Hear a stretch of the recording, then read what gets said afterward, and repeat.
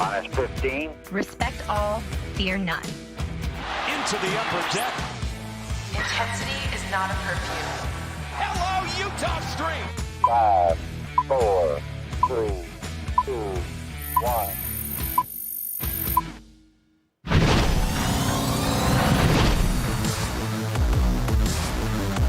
From inside our two-bedroom apartment in downtown Baltimore, it is the MASN All Access Podcast. Paul Mancano, Brendan Mortensen, here with you as always. Going to talk about some sophomore slumps on this podcast, in particular with the Orioles. But Brendan, how was your sophomore slump? Which was worse, your sophomore slump or your senior slide? Ooh, that's a great question. Well, if you're talking college, my senior slide would include getting sent home from college early because of coronavirus. So I would say that one was because probably you were expelled. Right. Yes. Probably using magic outside the school. Yeah. You know how it is. So I would say that the senior slide was probably a little bit worse for me in that case. How about GPA-wise? GPA-wise, I think my sophomore slump was worse. Was it? I think so. Yeah. You had to have done pretty well as a freshman for there to be a sophomore slump. No, I think it was actually the opposite. I think my freshman year was the worst one, and then I slowly got a little bit better. Yeah. Wow. Yeah. I came in cold. I set my expectations really low, and then there was nowhere to go but up. That's certainly a way to do it. Right. My senior slide was pretty bad. Yeah. Yeah. Are we talking high school senior slide or college? Both. Very much both. Okay. Yeah. And in high school in particular, I probably told this story in the podcast, how I turned in a paper about Shakespeare 3 months late, I believe. That's a few months late. Yeah. After I had graduated. Already had the diploma. And this is my final paper. Had to hand it in. Well, you probably should have done that a little bit earlier. Probably than before, you did. in theory, before graduation. But yeah, my teacher loved me so much at that point. Weird flex. I'd had a lot of classes with this teacher. Okay. And then I kind of forgot about this paper. It was a 5-page paper. It was like nothing to it. And then well, clearly there was something to it. I came back if it was such a I mental just didn't block want to do it. And I came back in July for some kind of summer camp. And I bumped into the teacher, and he was like, "Did you ever hand in that paper?" And I said, "I don't think I did." And he goes, "You gotta send me something, just something." So I wrote 3 of the 5 pages, sent it in, got a 40, which was just enough to pass.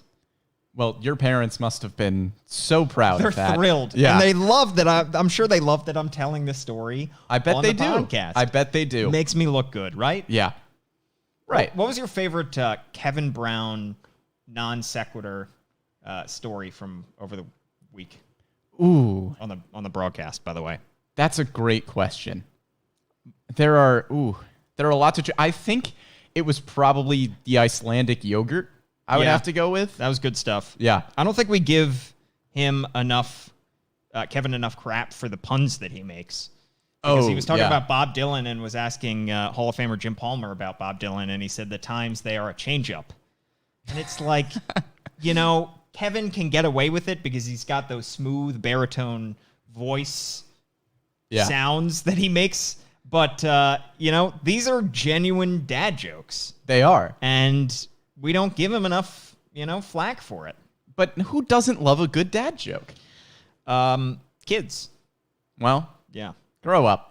That's what I'm saying. Yeah. All right. Should we talk about these sophomore slumps, Brendan? Because we probably should. That's the theme of the podcast. That was the term that Mike Elias used yesterday. And currently, we're in not the greatest of times in this 2021 season for the Baltimore Orioles. The team has lost 9 in a row. They've lost 16 of their last 18. Pretty much since the John Means no-hitter, things have kind of gone downhill. And I think that the most disappointing part of the season so far has been the sophomore slumps, and in particular, Dean Kramer, Ryan Malcastle, 2 guys that we thought would be carrying the team at this point, or at least be, in conversation for most valuable Oriole, have not performed up to our expectations from the outside. Well, look, baseball is a game of adjustments. Ryan Malcastle and Dean Kramer came in their first stints with the Orioles, and they overperformed. They played really, really well. The book wasn't out on either of them. You didn't really know how to pitch to Ryan Mountcastle. You didn't really know what to look for when facing Dean Kramer. And now that both of these guys have gotten a little bit more experience under their belt, it's up to them to adjust back to how teams are playing them. Ryan Mountcastle, the book on him, at least so far, is that he has not been able to hit the pitches low and away. And so if he learns to do that, he's got to adjust to that style where people are pitching him. And Dean Kramer, he's got to adjust to a lot of things, it seems like, at the major league level. That's why he's optioned to AAA. Yeah, he was sent down to Norfolk yesterday after a rough start a couple days ago in Minnesota. And look, I think there are a couple of different ways that you can look at this. I think that obviously the first time he was optioned down, it was simply to give him the work that he needed, considering he was going to get skipped over in the rotation based on the weird kind of schedule. This is not that. This is an option based on performance, and it's not like it's a punishment, so to speak, but it is a, hopefully for Dean Kramer, a little bit of a wake-up call. And it's a little bit, it's trying to get him to fix whatever is going wrong. In Mike Elias, we trust, and I've said that a lot on the podcast. I am in 90% disagreement with this move, and I think I am probably in the minority there because of Dean Kramer's numbers. But I'm going to explain why a little bit. Okay. He's 0-5 with a 6.87. Yeah, he's 0-5 with a 6.87 ERA in his 9 starts on the season, and you can essentially break those 9 starts into 4 good starts and 5 not so good starts. In his 5 not so good starts, he goes 3 innings or 4 innings in most of them, and gives up 3 earned, 4 earned, and 5 earned runs. Mm-hmm. However, 2 of those starts were against the Yankees, 2 of the bad starts. One of them was against the Boston Red Sox, and the other one was against the defending AL East champs, the Tampa Bay Rays. One of them, of course, was against the Seattle Mariners, who do not have a great lineup. He goes 3 innings, 4 earned against the Mariners. But that was his second start of the season, and the second time he faces the Mariners, he goes 6 innings, 1 earned. So he clearly learned something from that first start, comes back in his second start pitch as well. You can see a similar trend against the Yankees. He's faced the Yankees in 3 of his 9 starts so far this season. So one of the best lineups in all of baseball. His second start, he gets hit around. His third start against the Yankees, he goes 5 innings, gives up just 2 earned runs. His other 2 good starts come against Texas and another good one against Boston, 5 innings, 3 earned runs. So he is showing at least improvement against those better teams, I would say. And in his bad starts, 4 out of the 5 of them have been against really, really good lineups. And the 5th one was his second start of the season, and he came back against that same team later on in the year and goes 6 innings, 1 earned for his best start of the year. Okay. Yes, he has struggled against good lineups. But here's the thing. That's the American League East. Right. And I think that you did purposefully omit some of his struggles along the way against not so great lineups. Second start of the season, gives up 4 earned against Seattle in 3 innings. Right. Last start, his most recent start, against a Minnesota Twins team that came into that weekend series with one of the worst, or week series rather, with one of the worst records in baseball. Lineup that is not hitting, and he gives up 5 earned runs. Oh yeah, that was my mistake. I meant to say Twins. I said Red Sox. Right. So yes, he is facing some difficult teams, and we talked about on our last podcast the hope that he would turn things around, but he gets an opportunity against a Twins lineup that is not particularly formidable right now, and he gets hit around. And to me, that is what he's going to be facing every 5th day, is a lineup as good as or better than the Minnesota Twins and the Seattle Mariners. Most likely better than. And 2, the good starts so far, unfortunately, have been the anomaly, not the bad starts. The good starts have been against Texas, and the other one came against Seattle the second time. Those are 2 of the worst lineups in baseball, or at least in the American League. So there are a lot of guys that can do that. Well, I would argue that he also had 2 good starts against the Yankees and Red Sox, where he goes 5 innings, 2 earned against the Yankees, and 5 innings, 3 earned against the Red Sox. I think those are good starts. And yes, the Twins have a bad record, but the bullpen is a majority of the reason for that bad record. I mean, they are what, 0-12 in games that are double headers or go past the 9th inning in regulation? I mean, yes. So I think the Twins still have a good enough lineup where it is understandable that he would struggle. I think those, you mentioned those Yankees and Red Sox starts. Those are fine starts, but they're not even quality starts. No. So he's not even showing the flashes that we need to see at this point from him. And it all equals out to an ERA just under 7. So he is legitimately struggling. There's no way around it. Like you really have to, at this point, having to dig to find stats to say that he deserves to be in a major league rotation at this point. He's absolutely struggling. However, my kind of counter argument to that is going to be the counter argument as well when we talk about Ryan Mountcastle and whether we think that he should be optioned down to AAA.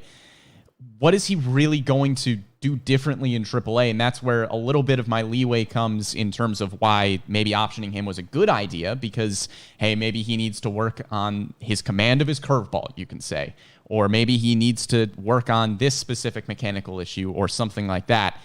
But I don't know if optioning Dean Kramer down to AAA is going to do him a ton of good if he's just dominating AAA hitting. I think Brandon Hyde said it perfectly yesterday. I think the reason that you do this is because recently he's been pitching with a lot of traffic, he described it. A lot of runners on base. He's been getting crazy high pitch counts.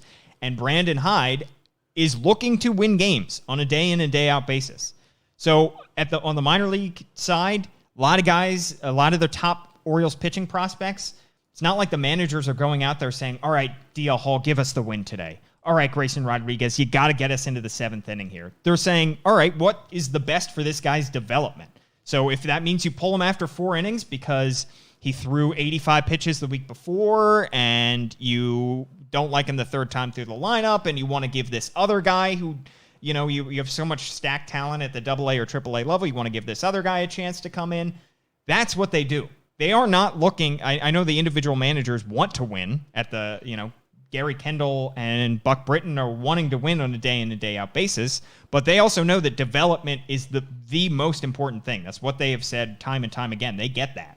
So that's what's different about the AAA level, is that the focus is just as much, if not more so, on development side. Meanwhile, for Brandon Hyde, he's giving Dean Kramer the ball saying, we need you to get into the 6th inning because our bullpen has been really taxed and we can't do that to them and we want to win a game. Like that is a much different mentality. And it's less, it's going down to the minors means less pressure on Dean Kramer. It means less traffic on the base paths so that he's not having to worry about pitching out of the stretch and worrying about guys on base.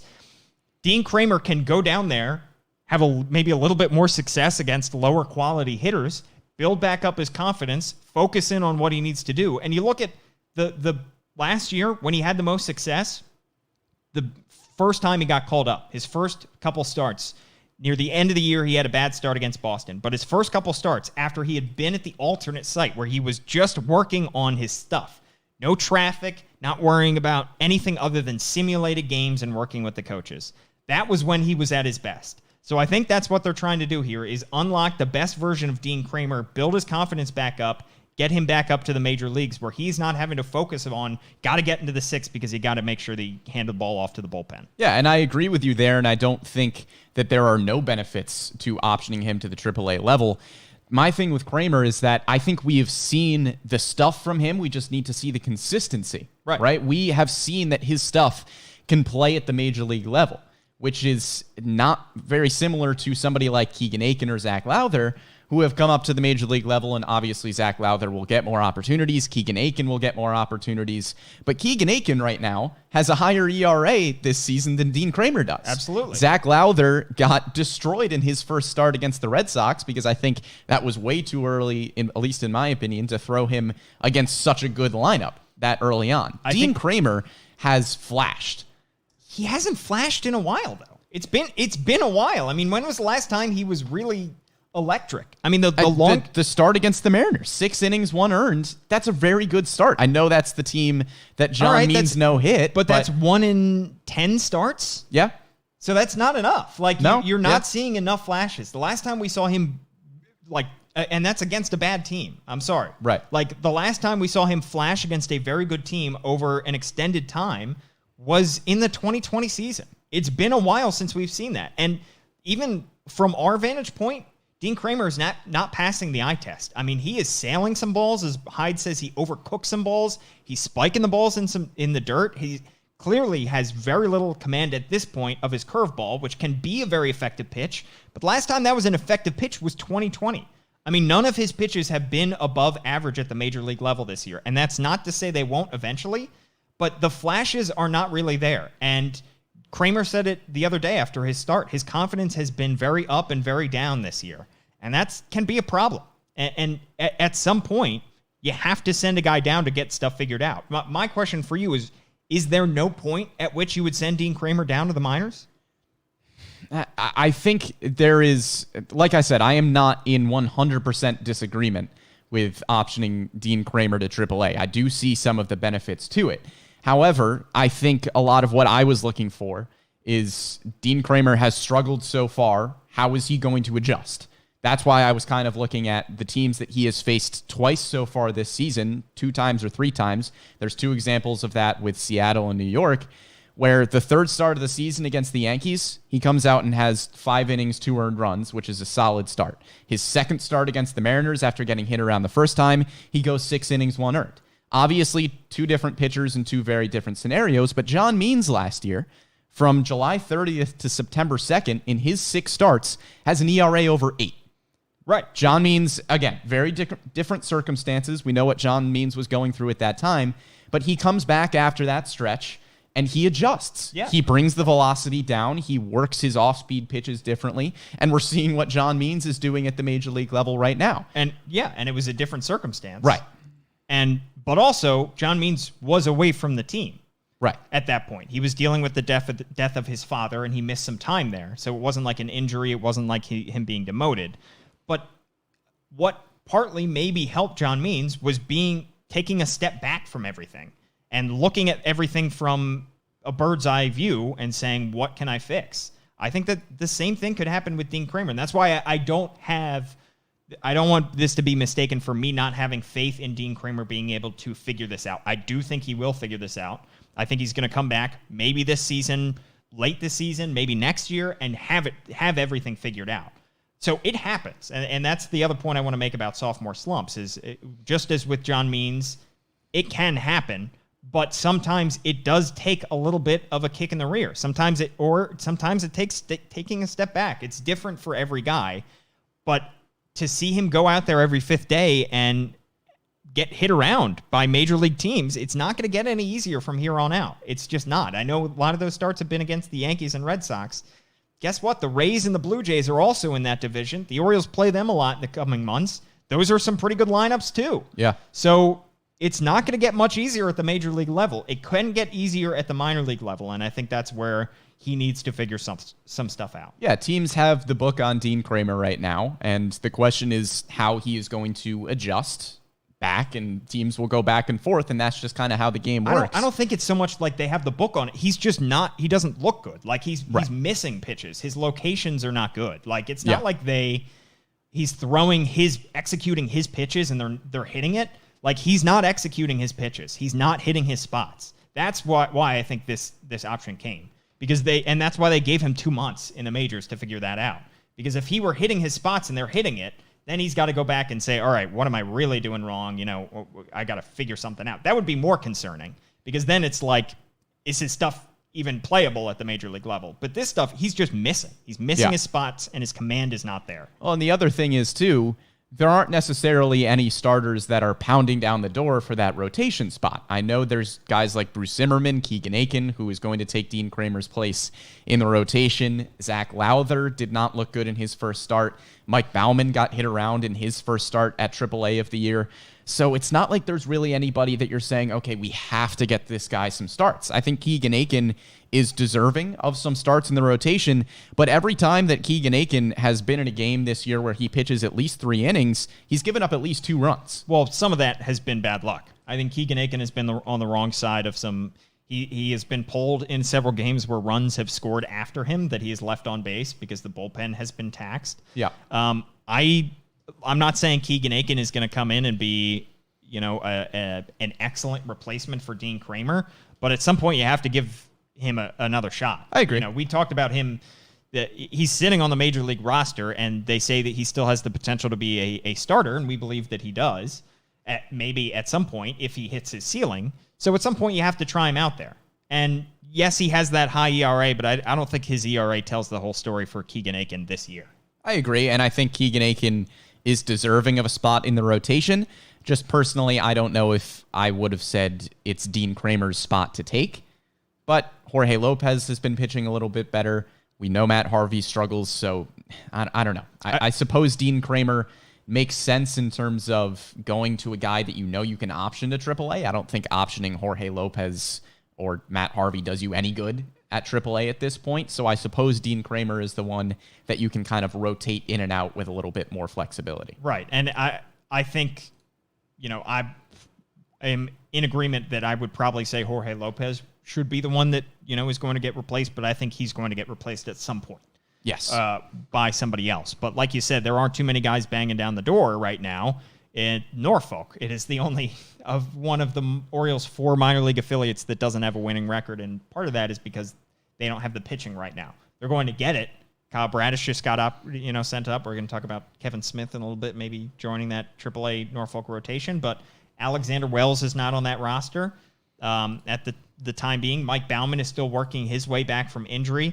Zach Lowther has gotten hit around, so there's not really a natural replacement to fill into this rotation. So I think Keegan Aiken, giving him another shot in that rotation makes sense. Yeah, Keegan Aiken absolutely makes sense, and like you said, you need to see if he is going to be able to be a rotation piece going forward, because ideally you don't want him as just your long man in the bullpen. If he can be a starter, you at least want to see if he is capable of doing that. Yeah. Well, the other sophomore slump that we've talked a lot about on this podcast is Ryan Malcastle. And he has shown signs. He at times has flashed in terms of being able to get himself out of it, but those flashes have not been extended.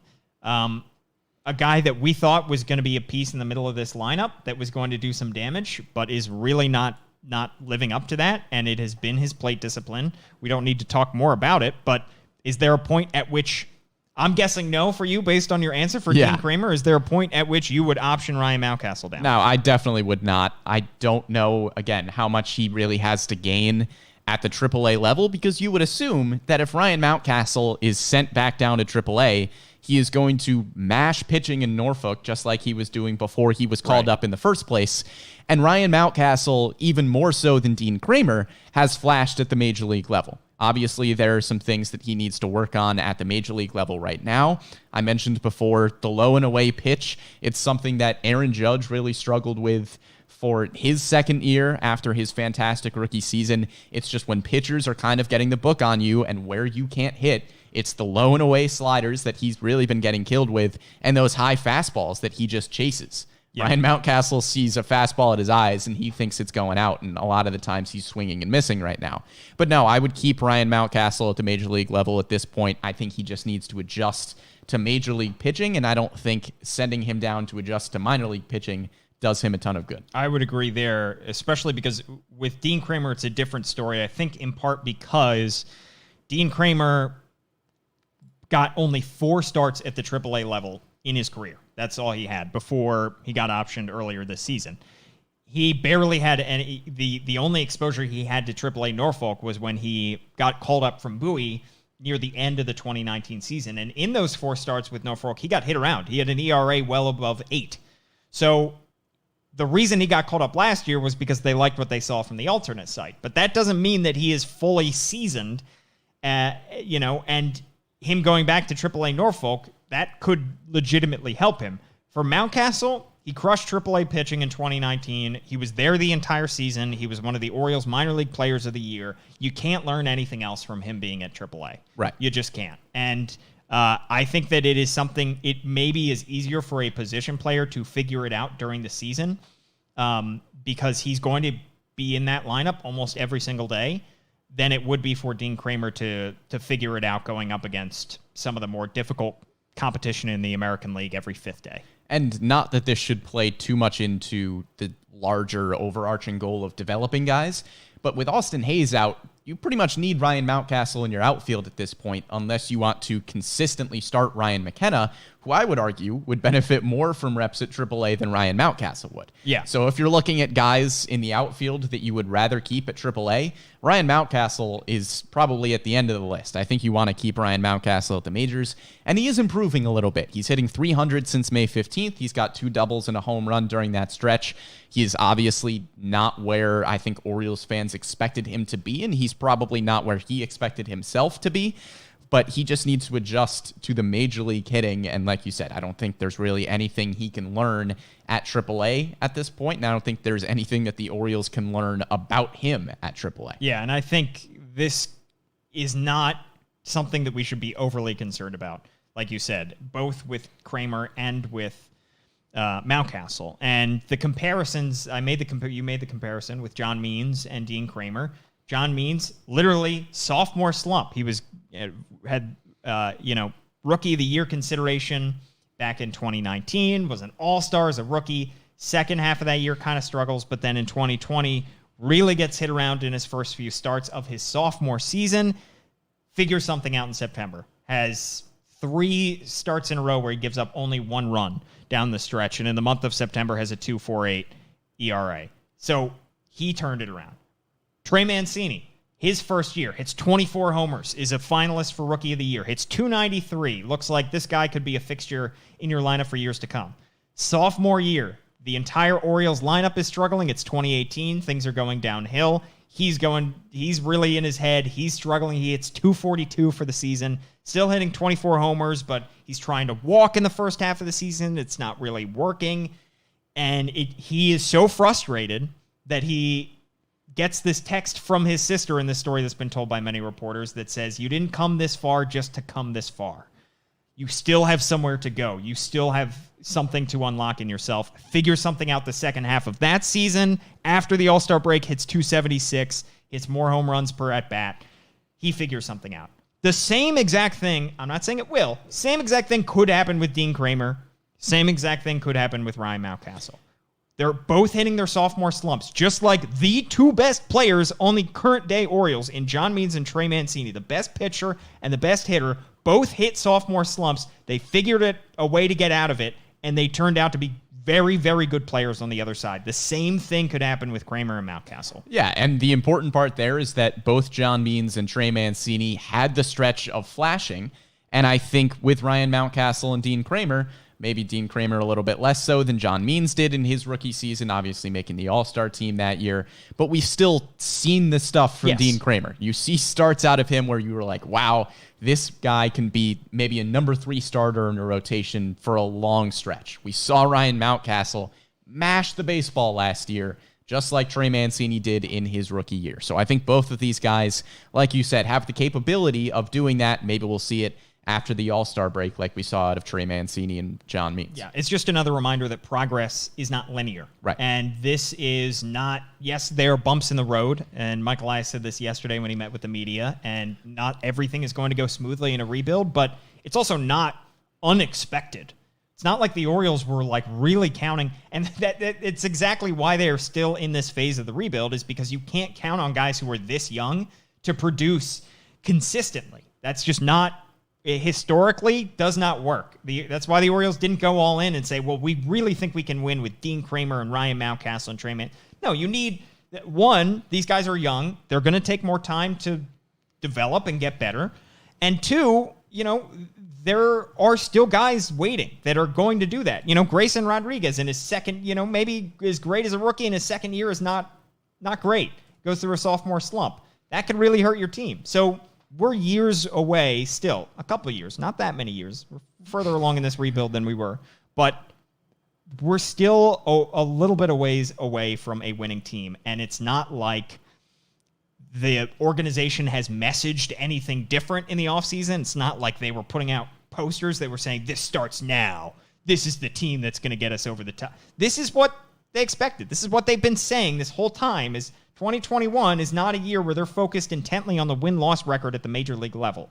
They are seeing the results that they need to from the minor league side. They're hitting some bumps in the road at the major league side, but they know that they're going to be able to get themselves out of it. And hopefully by the time guys like Grayson Rodriguez are up at the major league level having their own sophomore slumps, guys like Ryan Malcastle and Dean Kramer will be past that, and they will be more consistent in the Orioles lineup and rotation. Exactly. So hopefully if Grayson Rodriguez is going through his sophomore slump, Dean Kramer will already be solid in the rotation there to pick up some slack.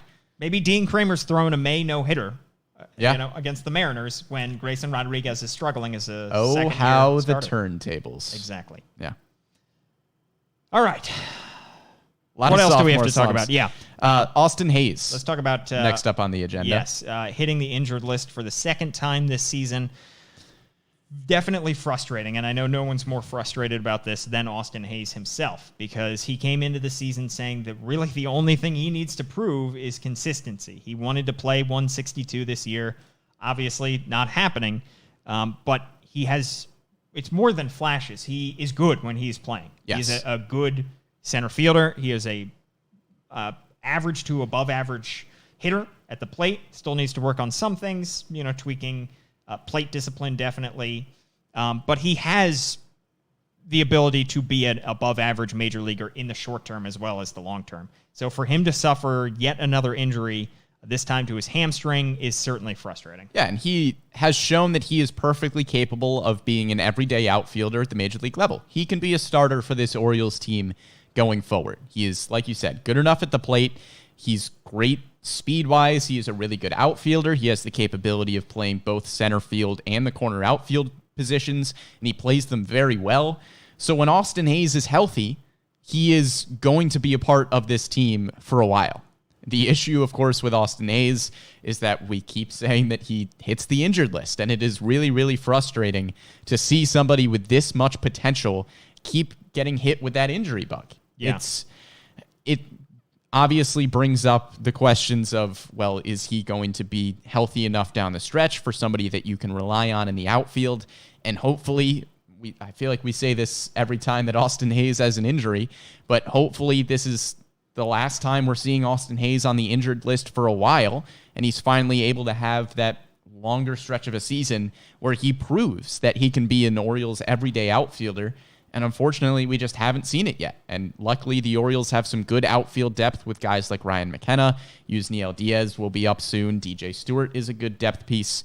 But you just really, really want to see Austin Hayes put together a good stretch of staying healthy and playing good baseball. Yeah, and unfortunately, Yusniel Diaz also approaching the category of, the injury list piling up a little bit as well on the minor league side. But yeah, it is frustrating, and I guess I'm no doctor, but I guess it's better that he is almost better that these injuries are occurring in different parts of his body than it is that it's not like he tore an ACL and is re-tearing an ACL, or it's a back issue and it keeps coming back, something like that.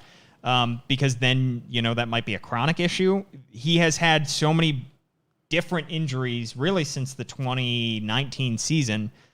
Knee injuries, hamstring, when he got hit in the ribs by that pitch. That was a freak thing. Yeah. You can't blame him for getting hit in the ribs.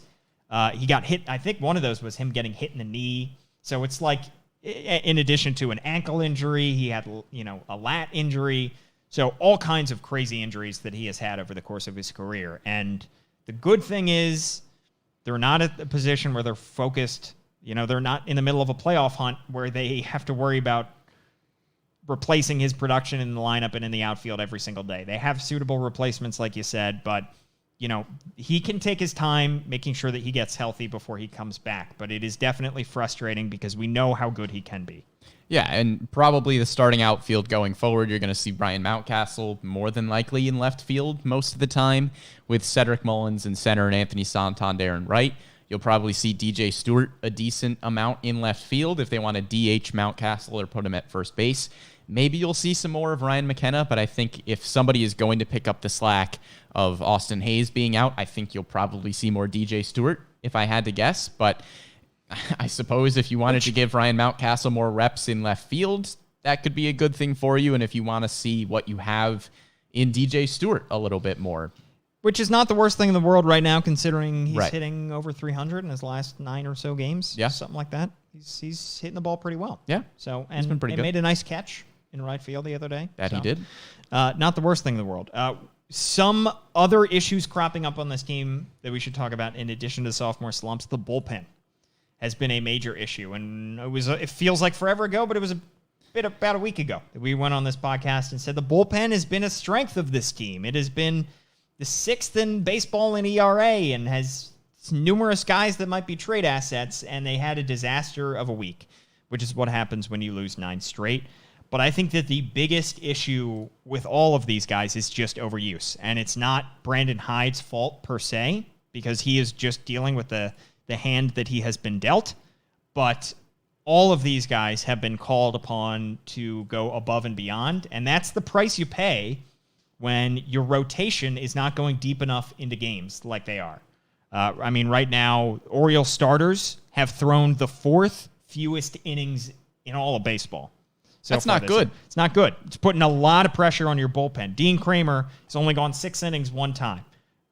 Matt Harvey, only gone 6 innings once. Bruce Zimmerman, gone 6 innings twice. Jorge Lopez hasn't yet gone 6 innings. Really, the only one who's going deep into games, of course, is John Means, and that is going to be very harmful for your bullpen long term. Yeah, John Means, who the Orioles can't seem to score runs behind. And the bullpen, like you said, they are getting put in a lot of really tough positions, and we have praised guys like Cesar Valdez on this podcast numerous times, and I think you should still be impressed with what you've gotten out of Cesar Valdez despite a few bad outings, because you got him, again, for literally nothing. There was no expectation of Cesar Valdez being anything special in this Orioles bullpen, and even the 3.93 ERA that he's up to currently is still pretty good for Cesar Valdez and what you were expecting out of him, but he has been called upon in this Orioles bullpen way more than he should be. Way more than Cesar Valdez should be. You can make the same argument for somebody like Adam Plutko, who was pitching really well for a while. His ERA is ballooned up to a 4.56, but you're putting Adam Plutko in high leverage situations because he was pitching well, and then it just turns into you've used him so much that now he's burnt out. Yeah, he's having to come in and pitch multiple innings and do mop-up duty for a lot of starters. And and to his credit and to Hyde's credit as well, Plutko said before the season, he went up to Brandon Hyde and said, I want to be used however you want to use me. I want you to use me as much as possible. Yeah. I was not used enough in Cleveland. I feel like I can really contribute. Like, if you want to throw me out there every day, do it. That's not giving Hyde the permission to do so. And, of course, Hyde is not taking that at face value. But, it's not like you're burning him out and he's not happy with it. He understands that this is the role that he has been tasked with on this team. The hope is that this is not going to persist, and some of your starters will go deeper into games. And honestly, I think the biggest way that you can help this is just to churn the roster. The problem is there aren't too many guys down at the AAA level where you can churn that. And, that part of it, I think, goes all the way back to the fact that you have a smaller minor league system than you have in years past. And it's probably difficult to find guys who are just not on your 40-man to bring up. But there isn't too much churning that you can do to get some fresh arms in this bullpen. Yeah, and the bullpen specifically. We've talked about the Orioles' arms in terms of starting pitchers that could come up and compete. Guys like Zach Lowther, Mike Baumann. But there aren't really Orioles bullpen arms in the minor league system that you're really looking at. I think Isaac Mattson has the potential to come up and help the Orioles bullpen. We've talked about him before.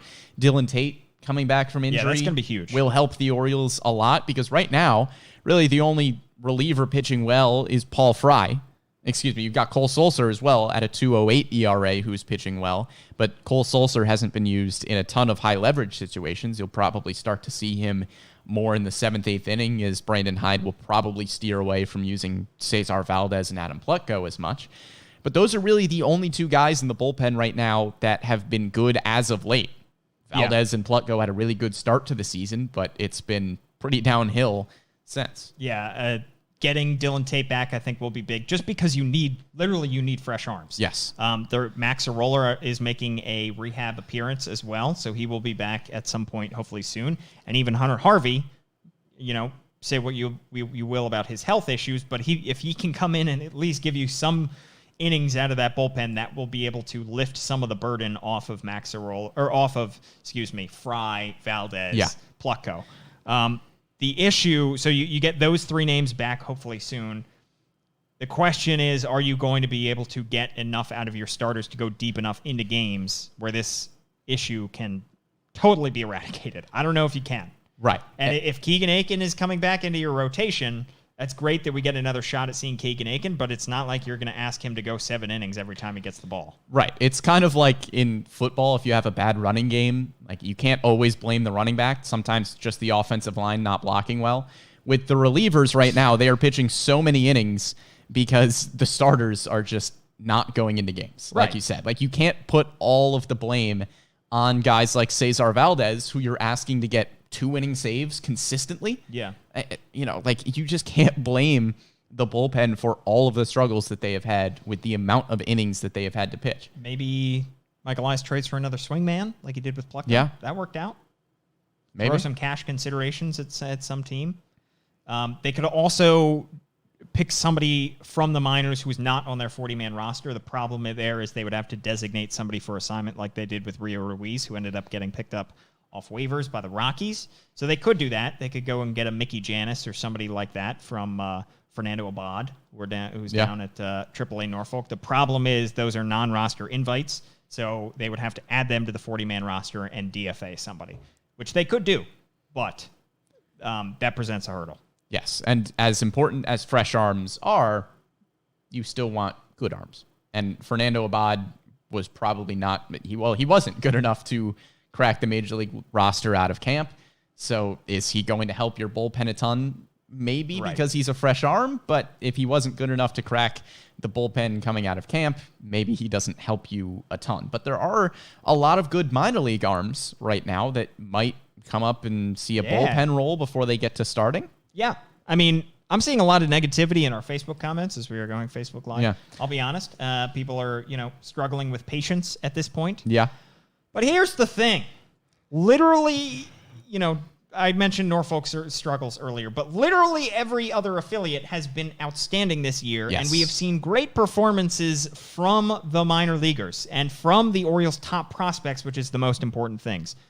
Taron Vavra is crushing it. He came over at the trade deadline last year for AA Bowie. Kevin Smith, rumors that he might be on his way up from AA to AAA. I saw him pitch yesterday, 4 shutout innings. He was absolutely spectacular.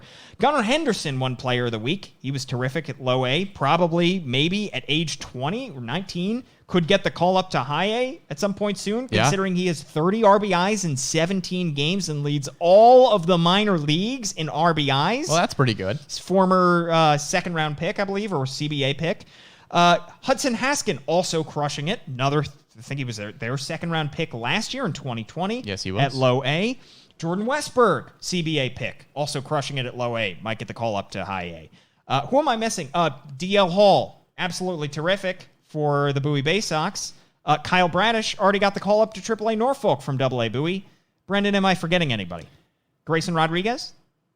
I mean, you just named a lot of names, and it was hard to keep track of all of them. But, Paul, all of them are good. Yeah. And that is the point that we are trying to hammer home. Obviously, the major league team has had its struggles, but the minor leagues are very good.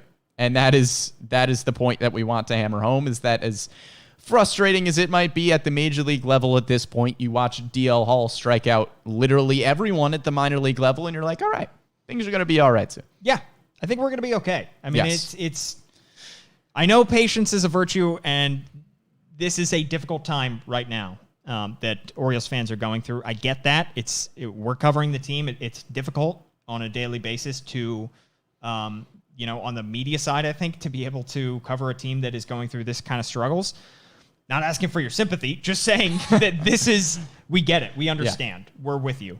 However, there is a sun that is coming over the crest of the hill, Brendan. But that was profound. And it has like the baby face on from Teletubbies. Oh, that's horrifying. The face of Adley Rutschman. That's well, what an absolutely horrifying visual. You know Teletubbies with the sun coming up. Yeah, I do. Yeah. But not once have I looked at the Orioles minor league system and thought, this is the metaphor I'm going to use. I think of 1776 and their Continental Congress, and they're like, George Washington, is the sun setting or rising behind your chair? And he says it's rising.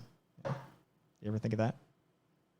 Now that you mention it, I think about it or was that all Ben the Franklin? time. I can't remember. I don't know either. This is the rabbit hole that we're down right now. Yep, exactly. Things will turn around, and definitely keep an eye on the minor leagues box scores every day because it's fun, and we will keep you updated as well on everything minor leagues because we get to go down to Bowie every now and again. We get to hopefully get to go down to Delmarva, even though it is quite a drive down to Salisbury. Yeah, and get to go to Aberdeen, where we could be seeing even more talent get pushed up. Yeah, through the pipeline. Brendan, any final thoughts? Ooh, boy. Well, the minor leagues are exciting. Yeah. Those are my thoughts. And when you look at these prospects in the minor league system, I think there are some guys that we could see earlier than expected, and I'm sure we'll talk about them on a future podcast. Some guys that might come up and help the major league level sooner rather than later. Yeah. All right. At Brennan Morty, he is on Twitter. I am at Paul Mancano. Be sure to follow all of our social platforms as always.